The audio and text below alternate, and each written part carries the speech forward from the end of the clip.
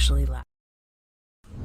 In a world chasing clicks and quick hacks, we're here for what actually lasts. This is The Long Game, where PR meets relationship marketing. Real talk, real leaders, and real results. We're cutting through the noise to show how credibility, connection, and consistency builds brands that endure. So whether you're an overwhelmed digital marketer, a business owner trying to stand out, or a thought leader ready to just level up, welcome to The Long Game. Because building something that lasts takes heart. So let's welcome your host, Jeremy Knopf and Jessica Suter. Let's go. Yay! Hello, and happy Tuesday and Christmas Eve. We are here for the last episode of The Long Game. Kind of bittersweet for 2025. Don't worry, though. We'll be back in 2026. But here with my awesome co-host, Jeremy Knopf, and kicking this off with, while we're all going to be hosting events or attending events, hosting this last Long Game event and live show with the one and only Phil Mershon, talking about why the smartest leaders treat events as relationship engines, creating experiences that convert moments into momentum. Phil Mershon, he has had an impact on my life like no other. One, he is the director of experiences at Social Media Marketing World, which inspired me to launch Social Media Week Lima and do it the way that we do, with creating moments that have impact. I'm going to let him share how he masters this in just a moment. But before we bring him on, welcome all of you. Welcome, Jeremy. Hope you're feeling better. I know you were under the weather this past weekend, so glad to have you here as well. And let's bring on Phil. Hey, Phil. Hello. How you doing, for that intro? It makes me a little bit sentimental to hear you tell that story. I know. I've had you at Social Media Week Lima. I've met you at Social Media Marketing World. I just am an admirer of all the things that you do. S'mores. That's the word that comes to mind with moments. And Jessica. I am the s'mores person. Yes. What is this s'mores reference about? Okay, so at Social Media Marketing World, I was amongst a sea of samesies, as I like to say. And when I came from Ohio, where no one understood what social media marketing was all about, when in 2013, I think was the first year, Social Media Marketing World, Yes. I heard about this event. And I went to San Diego for the first time ever. And I was like, oh my gosh, all these thought leaders and all these people that I'm aspiring to be like and follow, I want to create connections with them. So I decided, instead of trying to just like say, hey, here's what I do, here's my business card, here's where to follow me. Instead, I invited them to a s'mores night on the 5th floor of the Hyatt, which the conference was hosted at, and invited them to have a s'mores night with me, because what's more Midwest than s'mores? And we hosted a s'mores night. The first night it was like 4 people, and then the second night there was like 24 people, and that we all did s'mores and hung out and got to know one another and built relationships. And then Social Media Week Lima was born right after that. Love it. And you did it for year after year. I mean, it became an annual tradition. So that's why I think of it. Yeah. It has. Yes, for sure.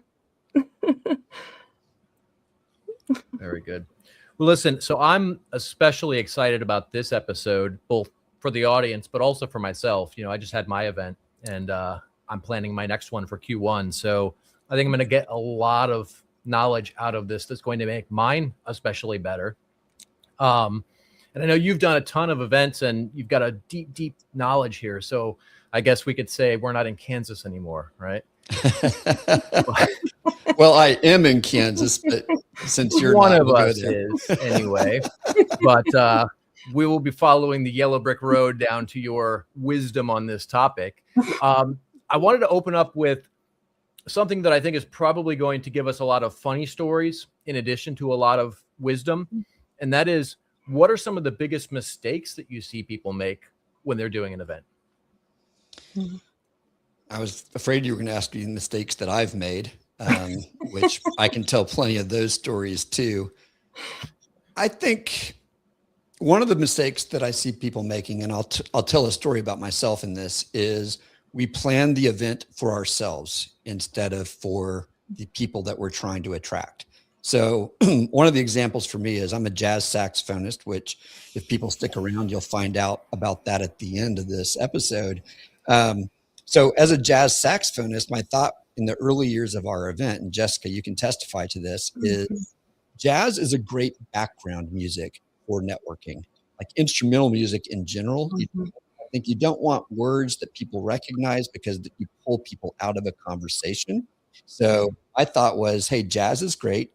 I'm a jazz saxophonist. I know people in San Diego because I used to live there who are jazz musicians. So I pulled a band together, and that's what we did for maybe 3 or 4 years until I started hearing a preponderance of feedback, not just from staff, because I kind of ignored the staff.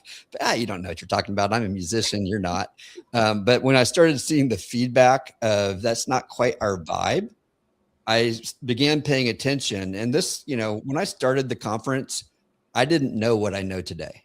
Like I could not have written a book about events in 2013.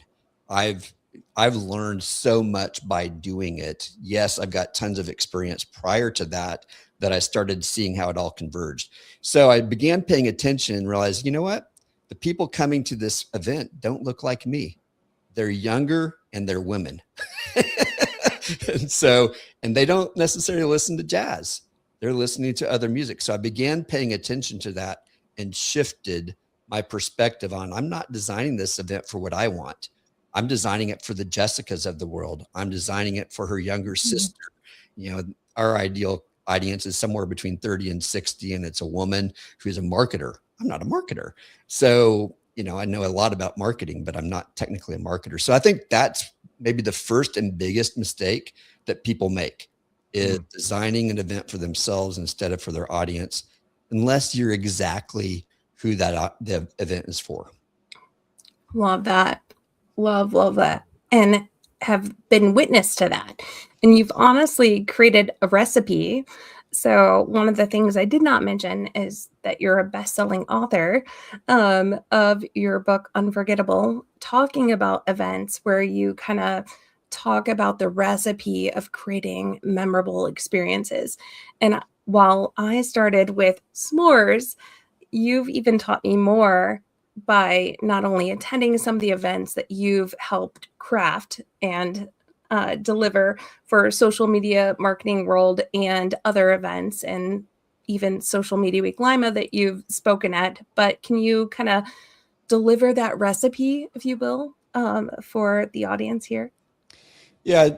So I relate this to baking bread. So I don't know, Jeremy, if you've ever baked a loaf of bread. I have not. Assuming, Jessica, that you have. Anyone who has a recipe can learn how to bake a loaf of bread, even if it's in a bread machine. There's only 4 main ingredients, and you just have to know the right ratio and how to mix it. And so those 4 ingredients are flour, water, salt, and yeast.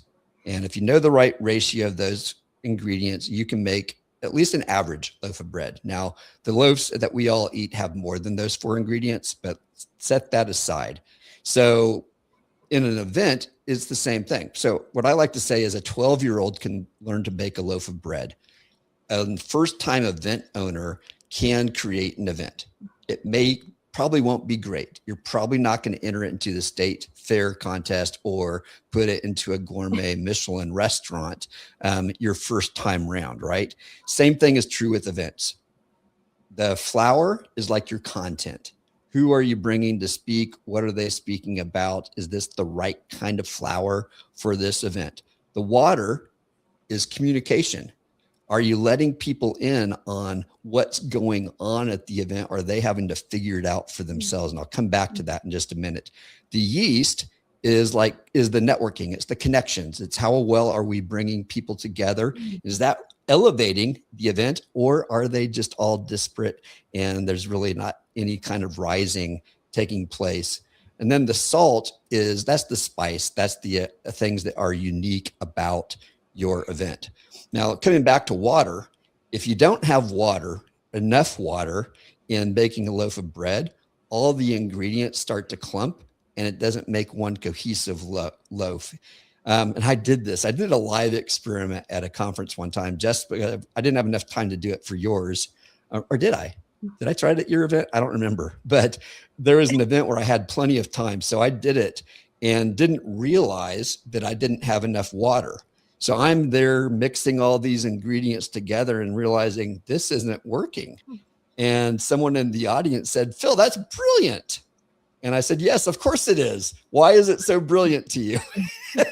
And what we realized is if you don't have enough water, then it does not all cohese. And so you've got people who are left on the outskirts. They have no idea what's going on. They're confused. They leave. So those ingredients, when you put them together, it helps you to evaluate. Do I have the right kind of content? Do people here want to eat whole wheat bread, or do they want white bread, or do they want rye, or what do they want? Do I have the right content? Do I have enough communication going on? Am I doing it in the right place? Maybe they want to learn about it through text, maybe through the app, maybe it's through email, maybe it's through a group, wherever you have it. Is the spice the right kind of spice? Is it the right kind of music? Do I have the lighting the way that they want? Which, by the way, you guys have very similar lighting backgrounds. So that's designed. It's on brand for you, right? And I know that Jessica uses that kind of lighting for her event. So that's like the spice. And then the yeast. Are we helping people get to know each other? People go to events today, not so much for the content. Yes, that's what they tell the boss. And yes, they want to learn. But let's be honest, I can go to YouTube. I can go online. I can ask AI how to do something. I'm going to this event because I can meet Jeremy. I can meet Jessica. I can find that person that I need to do business with, learn from, go to a s'more party with, right? So those are the 4 basic ingredients, Jessica, that I talk about and I've learned. And so there's a lot of others we could pay attention to, such as the crew. I have a C thing going here. The people who are on your staff, how are they coming together? The outcome of all this is, what's the culture of your event? Is this a festive event? Is this 100%. More of a studied event, like for engineers? Is this a fun, playful environment? All those things matter. So I'll stop and let you guys ask questions. Oh, I love everything you're saying. And I know Jeremy probably has questions, but I just want to echo everything that you just said, because everything is very intentional. Like, we don't have the, bright lights above. The lighting at all of our events is like this, that's in my background, or like Jeremy's background. We have circle tables because we want people to feel like they're connected instead of just sitting in a classroom type setting. Like, we want those moments to feel connected, and that does make an impact. So there are intentional decisions besides just interviewing speakers and sponsors of who's aligned with hosting an event and bringing them into your circle. Like, you want to make sure that first you, as I say all the time, starting from the inside out, like, what is your intention first?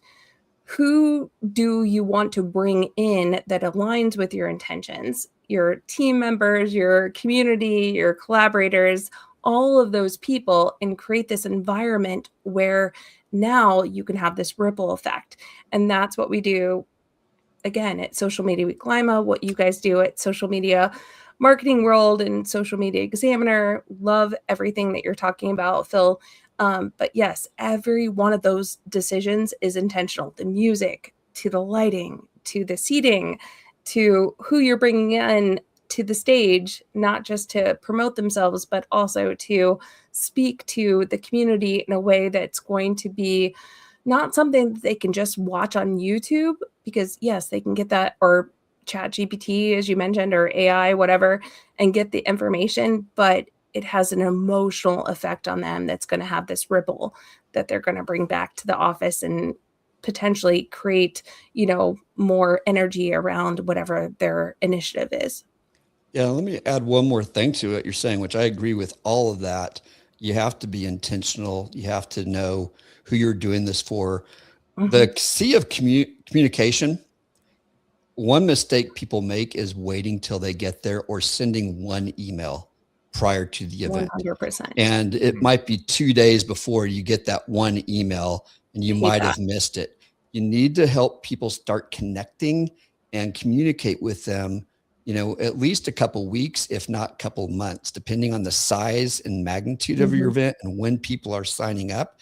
That's how you prepare them. So I know, Jessica, you're all about building relationships with people. 100%. If they're showing up cold, you're having to get to know them once they walk in the door.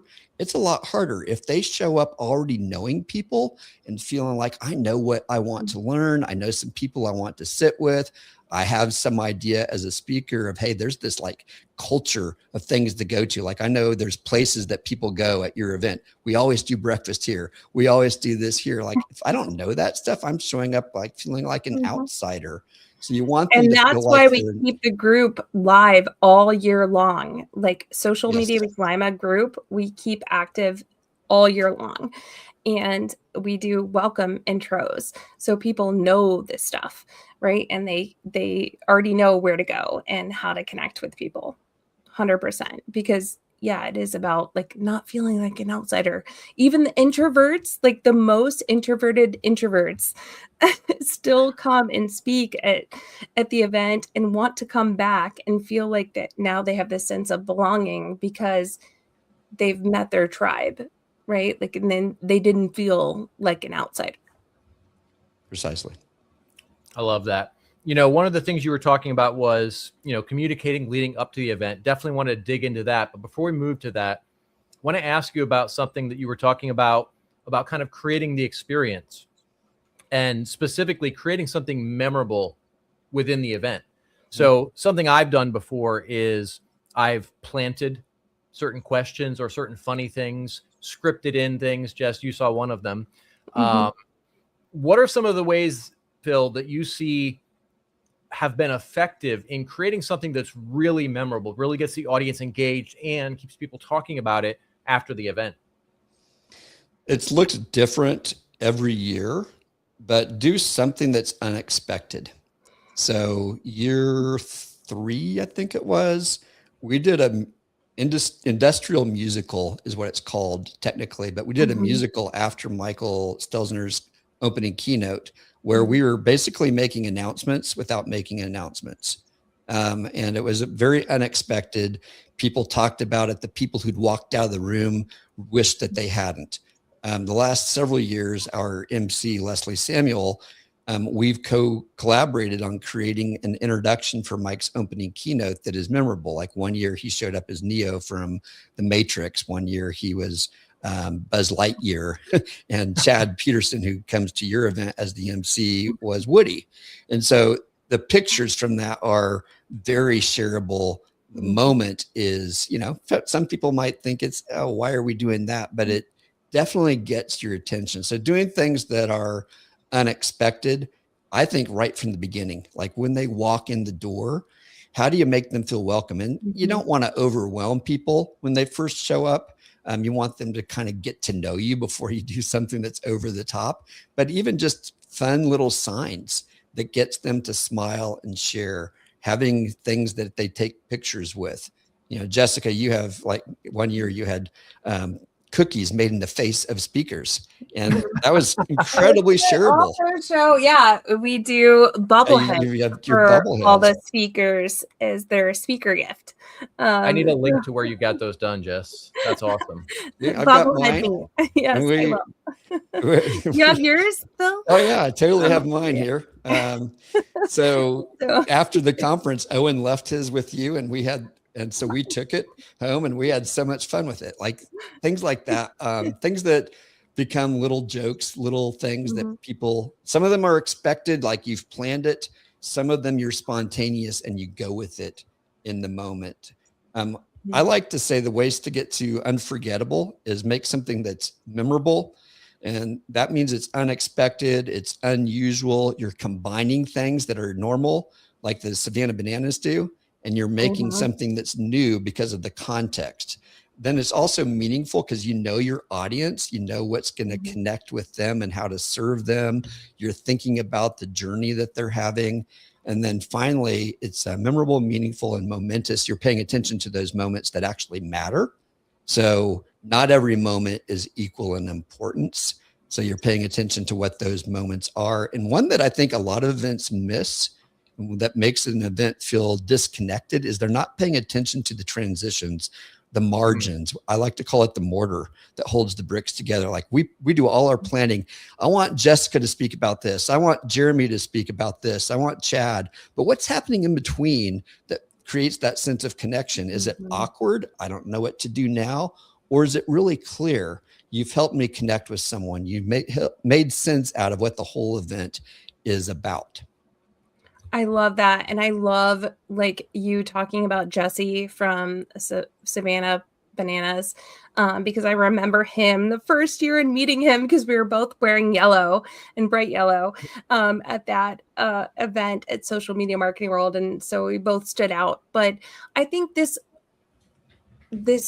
recipe, if you will, goes way beyond just events. Like this should be like business practice across every industry. Like you definitely need to create these memorable experiences that clients want to share, they want to talk about, they want to implement into their business, and also create this, like you said, memorable experience. I would like to even extend it to say craveable, where people want to come back and keep getting more because they want to share it on. They want to taste that recipe again and again, and also implement it into whatever they're doing and keep it going, because you guys do this so well at Social Media Marketing World. Like I know when I went there, like it was the networking bingo for me.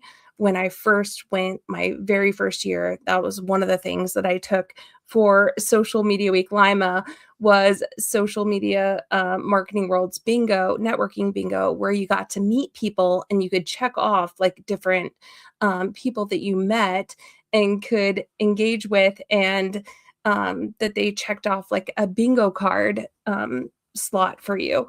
But it was a way to engage outside of just having, like you said, the speakers after speaker after speaker, or in between. It's thinking about the audience that is attending and the sponsors and everyone else, not just speakers and getting ticket sales. Absolutely. You talk about building relationships. I think you're wanting to build fans. Pat Flynn talks about that. Brittany Hodick, I think it's Hodick, talks about it. Like you're trying to get people come and love this community so much, have such great experiences that they can't help but keep talking about it. And those things make them realize, I want to come back, and wonder what else will they do? Like what more will they do next year? And I can't help but want to be there because this is like you said, it's my tribe. So I think when we create those experiences well, that works for a brand. It's like, oh, I'm loyal to this brand and I'm not paying as much attention to price. So you think like Buc-ee's, if you've got Buc-ee's anywhere in your world of gasoline, like you don't go there just to buy gas. You go there because of the experience that they're creating. If you wanted just to buy gas, you stop at the local store that might have the cheapest price. But if you create an experience where people like, this is my community, I love going there because they've got this special thing that I can only get there. I can only go to Jessica's s'more party. I can only do this when I go to this event, or this brand does things that I just love. Like, I don't know if Nordstrom still does this, but they used to have personal shoppers where they would help you design your wardrobe. And where else does that, where they get to know you and your tastes and your colors and the things that you're doing. And now I've got a personalized wardrobe. Like, can you do that as a brand? What can you do that stands out that people will tell their friends about and make them want to keep coming back to you instead of anywhere else? Jeremy, you're muted. All right, there we go.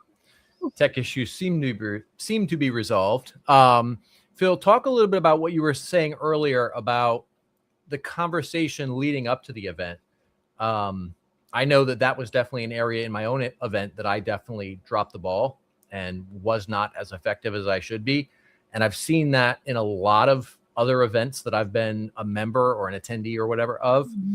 So what is your advice for getting that right? What's too much? What's too little? All of that. Well, you have to experiment with your community. I don't know if there's a right formula for every event of what's too much, but it's probably more than you're doing right now. So go to the point where you're uncomfortable and it's probably getting to be close to the right amount. It's like they talk about with vision, that the leader needs to talk about vision until they're sick of it because they haven't heard it. But as much as you have. So we start communicating about 3 months out and but have a plan of the things that we want to talk about leading up to the event, knowing that not everybody's going to read them because people are signing up after that and they're not even paying attention to the emails. But what we hear in retrospect is, man, I felt so well prepared. We rarely hear people say they talked too much because they aren't paying attention. We do send like all the information you need to know the week before, and you need to have that in your plan. That's what people try to do. But if you only send one email with like 10,000 words, that's an extreme, but it feels like that. People aren't going to read that. So we try to drip little pieces of information. But the other part of it is build a community. So Jessica and I both build Facebook groups. That doesn't have to be where it is. For a social media event, it kind of makes sense because everybody's on Facebook and they know what groups are like. Is it the best? No. But is it at least serviceable? Yes. You may want to pay for a separate place, but then you lose out on people not wanting to leave their browser. It's like, am I want to go to another app that I'm only going to use for this event? So you have to kind of think through that. But if you help people start to connect in some kind of community and you have an intentional strategy of communicating that's cross platforms. So literally this week, we're designing our plan for next year that primarily is focused on email and the Facebook group. We don't use text messages. Some events use SMS. We don't, because that's a whole nother thing that you have to consider. But we're looking at what message needs to be said when and where are we going to communicate it? What's the best way to communicate that? And one idea at a time. That's what we do at Social Media Week Lima, although we already have our speakers for June for next year's event. And we keep our active Facebook group active all year round. And then we have like the, agenda ahead of time. So we already start planning for the year in advance before the previous year has ended. So we already have our theme, all those things. And we have that set up because I've been a speaker at many, many events where it's so frustrating. Jeremy and I were both speakers at an event where, last minute changes. I'm talking like 15-minute last minute changes where it's like, can you guys speak now? And we're like, sure, we're up. We'll do it. But it's way more effective if you have the plan ahead of time and can know what to follow, and not only as a speaker, but also as an attendee, and be in community with everyone else. And so that's why we try to keep the Facebook group and all of our other social channels alive all year round, not just when the event is happening, so people can stay in community and build that rapport and already in, communications with one another, and then also have that plan active. We also built like our own app for Social Media Week Lima, so speakers and attendees can stay connected year after year. But yeah, I'm in full agreement with you, Phil, that definitely communication is some of the biggest hurdle for many, not only speakers, but attendees, because they don't know where to go when and, what's happening. And who to connect with and all the things. So I think that's really good advice of one of the things that many event organizers, whether you're hosting a big event or even a small event, it's a great way to build relationships, but you also need to be mindful of communication for that.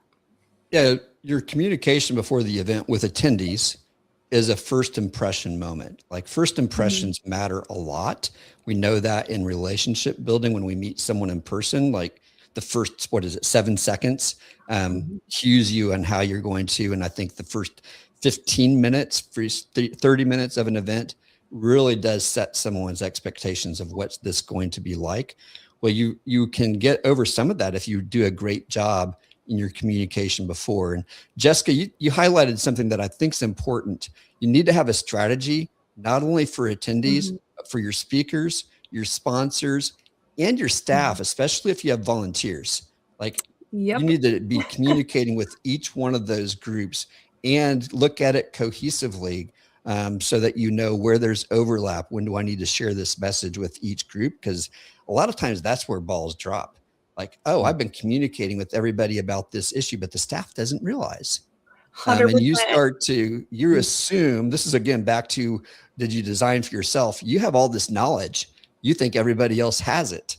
And if you haven't been over communicating it, and it feels like you're over communicating it, then others may or may not know, or it may not have resonated with them because you needed to share it another way. So I think that's an important thing is speakers need their own form. And each individual speaker needs their own form because some of them aren't paying attention and you didn't realize they don't read emails.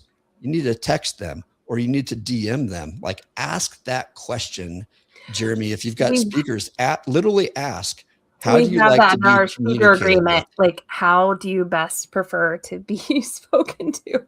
Yeah. Or do we need to copy someone else in? And we also have partnered with the university to have an internship program. And I know we're at time right now, but internship program where the university students can help volunteer and we train them all year long so they can help volunteer at the event and use that for internship credits, which is amazing. So it helps them, it helps us. It's a win-win. Absolutely. That's awesome. So Phil, you had a little musical instrument thing you were going to do here for us before we wrapped up. Yeah. So I'm going to ask you guys something. And I didn't even tell you about this in advance, but I'd like each one of you to give me 2 words that stand out from this conversation and make one of them have an emotional component to it. So Jessica, let's start with you. 2 words? 2 words. Meaningful relationships. Meaningful relationships. All right, Jeremy. Memorable experiences. Memorable experiences. All right, here we go. I'm going to just play a little bit and I might need to play a note or 2 to make sure it's working. All right.